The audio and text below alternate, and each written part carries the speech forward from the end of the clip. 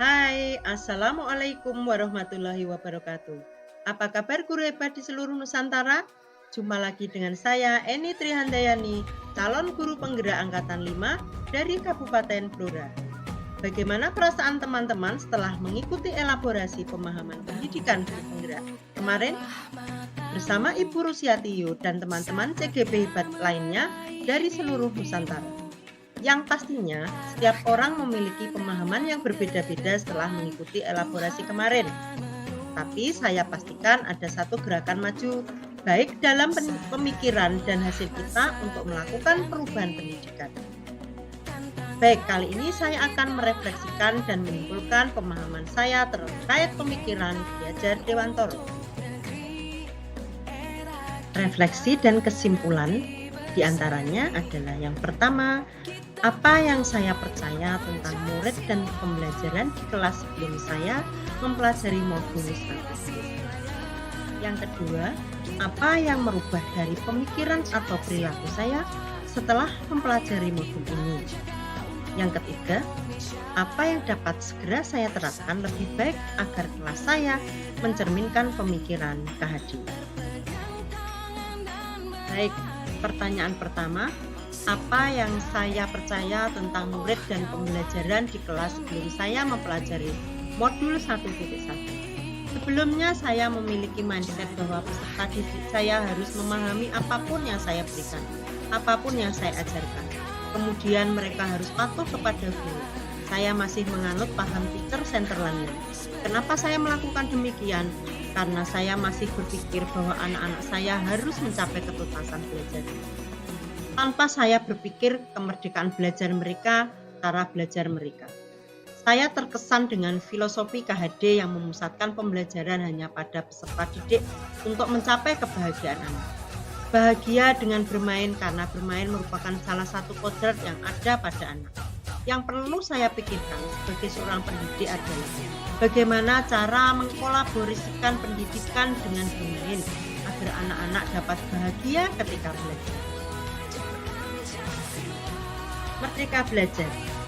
Dalam Merdeka Belajar, guru menuntun segala kodrat yang ada pada anak untuk mencapai keselamatan dan kebahagiaan yang setinggi-tingginya, baik itu sebagai manusia maupun masyarakat. Hal pertama yang berubah pada diri saya setelah mempelajari modul ini adalah 1. Apapun yang ada di lingkungan kita itu bisa kita gunakan atau anak gunakan sebagai sumber belajar. Yang kedua, kemudian ketika anak tidak menonjol dalam bidang tertentu, kita harus bisa menggali potensi mereka dengan melakukan wawancara, pendekatan apapun untuk dapat mencermati atau melihat bakat yang ada pada peserta didik kita.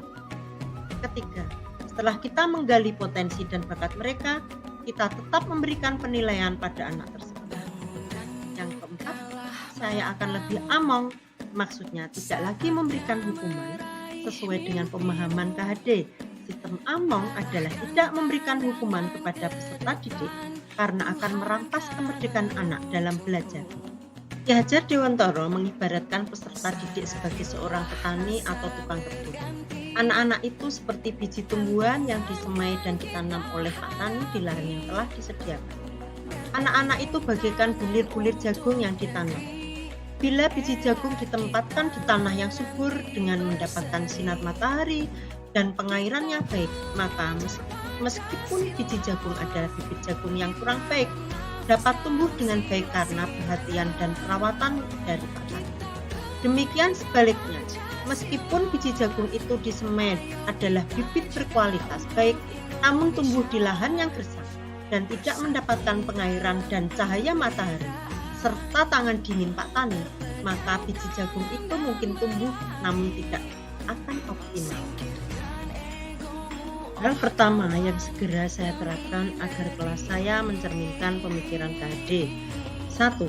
Membuat kesepakatan kelas dengan anak-anak yang sebelumnya saya membuat sendiri, kemudian saya tempel dan saya bacakan pada anak untuk dipatuhi pada anak. Kalau mereka membuat kesepakatan sendiri, mereka mempunyai tanggung jawab dan komitmen yang telah mereka. Yang kedua, sebagai pendidik harus bisa among lagi untuk kemerdekaan anak dalam pembelajaran. Yang ketiga, mengkolaborasikan permainan dalam pembelajaran karena kodrat anak adalah bermain, sehingga pembelajaran yang diterima oleh anak dalam keadaan bahagia. Yang keempat, menggunakan student center learning. Jadi pusat pembelajaran pada anak harus segera kita terapkan bagaimana perwujudan merdeka belajar. Dari filosofi Kehadi ini selaras dengan penerapan pembelajaran abad 21. Dengan memerdekakan anak dalam belajar, memotivasi anak untuk berpikir kritis. Dengan bermain, mereka kreatif, dan dengan kolaborasi, mereka bisa berkomunikasi, karena mereka bisa belajar mendengarkan berbagai pendapat teman. Demikian refleksi kesimpulan yang saya pahami tentang filosofi KHD. Semoga kita selalu diberi kesehatan untuk membersamai anak-anak kita dalam belajar, dalam perasaan merdeka dan bahagia. Wassalamualaikum warahmatullahi wabarakatuh.